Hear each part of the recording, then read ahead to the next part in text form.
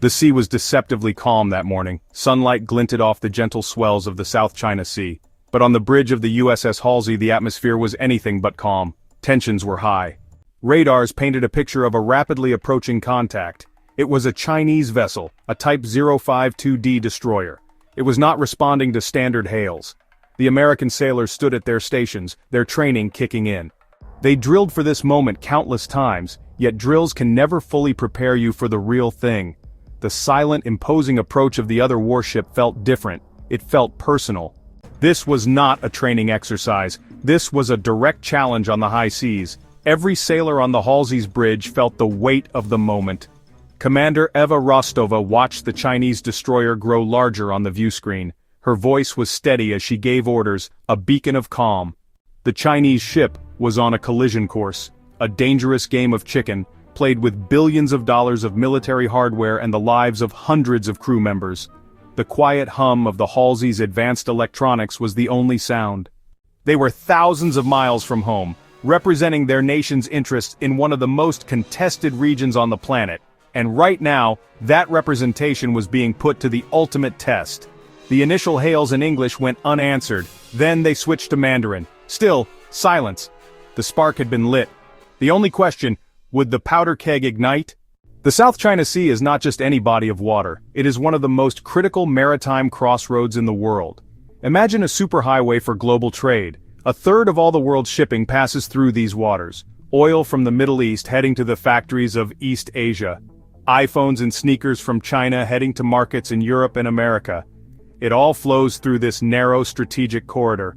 This makes its stability vital not just for the countries bordering it, but for the entire global economy. China lays claim to nearly the entire sea, using what it calls the 9-dash line. This sweeping claim, however, is not recognized by international law. In 2016, an international tribunal at The Hague sided with the Philippines. The tribunal ruled that China's historical claims had no legal basis. Beijing rejected the ruling outright. It has instead doubled down, building and militarizing artificial islands on reefs and atolls. These islands now host runways, missile batteries, radar systems. They are forward operating bases designed to project Chinese power and enforce its claims. This is where the United States comes in. The U.S. Navy has been the dominant maritime power in the Pacific since the end of World War II. To demonstrate this principle, the U.S. Navy conducts what it calls Freedom of Navigation Operations, or FONOPs. The silent standoff was a microcosm of a much larger global rivalry. The Chinese destroyer, its gray hull cutting through the blue water, did not slow down. It was now dangerously close to the USS Halsey.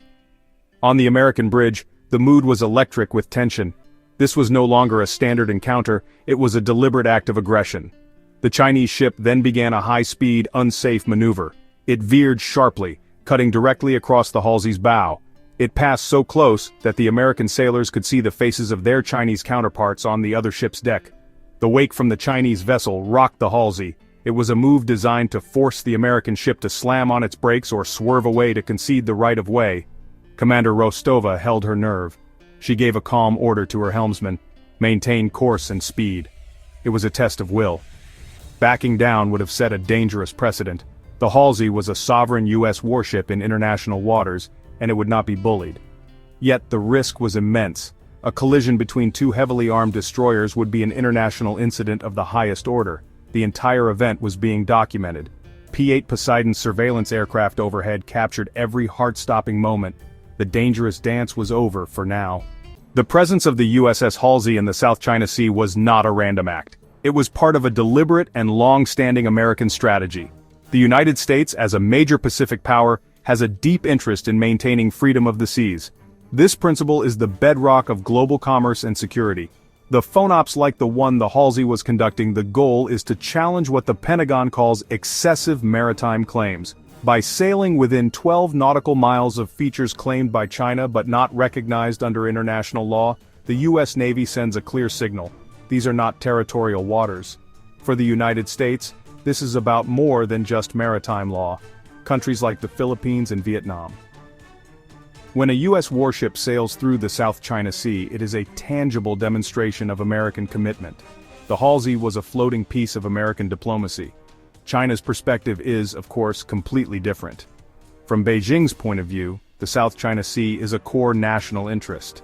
They see the 9-line not as an excessive claim, but as a historical right, an integral part of their territory. The presence of the U.S. Navy so close to their shores and near their newly built island bases is seen as a provocative intrusion. The sailors on both ships were simply the ones on the front line of this great power competition, caught in a geopolitical struggle far bigger than themselves. So, to really understand the stakes here, you have to understand the geography. The South China Sea is, well, kind of like a funnel. It links the Pacific Ocean with the Indian Ocean through the Strait of Malacca. More than 60% of global maritime trade passes through Asia, and honestly, a huge portion of that goes right through this sea. For countries like Japan and South Korea, which are almost entirely dependent on imported oil and gas, these sea lanes are, economic lifelines. Any disruption would be catastrophic for their economies. China itself is massively dependent on these same sea lanes for its energy imports and, its exports to the rest of the world. Beyond trade, the region is also believed to hold significant reserves of oil and natural gas. Estimates vary, but there could be billions of barrels of oil and trillions of cubic feet of natural gas under the seabed. As coastal nations grow and their energy needs increase, the competition to explore and exploit these resources is becoming, well, way more intense. The South China Sea is also a major source of fish, accounting for more than 10% of the world's total catch. From a military perspective, control of the South China Sea is a strategic game-changer. If the South China Sea were to become a Chinese lake, it would fundamentally alter the balance of power in Asia and beyond, with profound implications for global security. Within hours of the incident, the Pentagon made a decision. They released the video, split-screen TV news anchor and the dramatic near-collision footage. The footage, captured from the Halsey's Bridge and the overhead P-8 aircraft, was stark and unambiguous. It went viral almost instantly. Global newsrooms replayed the clips on a loop. The Chinese destroyer's aggressive turn, the churning water between the two ships, the sheer proximity of the near collision. The story was no longer a dry report from a distant sea, it was a visceral 2-minute video that anyone could understand. It was a global headline. U.S. allies in the Indo-Pacific, such as Japan, Australia, and the Philippines, issued statements expressing deep concern. They condemned the unsafe and unprofessional maneuver and reaffirmed the importance of freedom of navigation.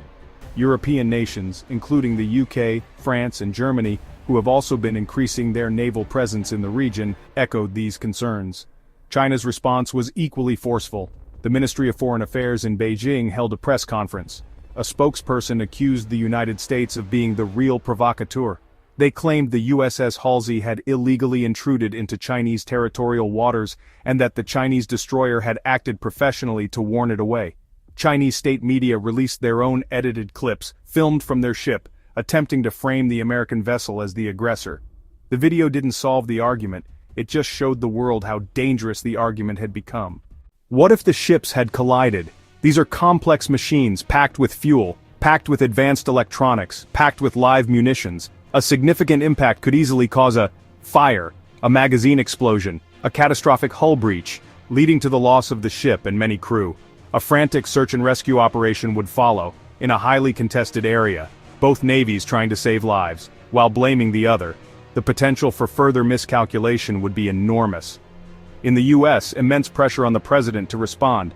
Cries for retaliation in Congress. In China, nationalism creates similar pressure.